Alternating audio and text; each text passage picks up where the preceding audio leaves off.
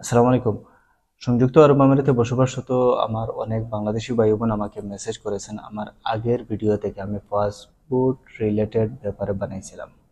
আমি ওখানে বলছিলাম যে আপনারা ইমিগ্রেশনের সিস্টেমে আপনার পাসপোর্টে যদি নাম চেঞ্জ থাকে বা কোনো এরর থাকে আপডেট দিতে পারবেন।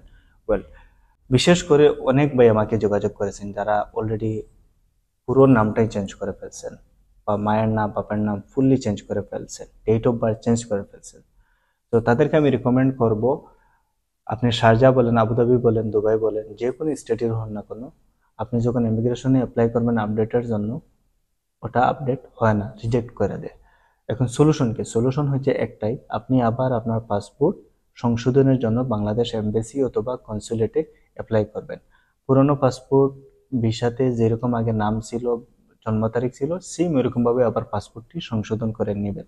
না হলে আপনার, যখন আপনি ভিসা রিনিউ করতে যাবেন, আপনার ভিসা রিনিউ হবে না। Thank you.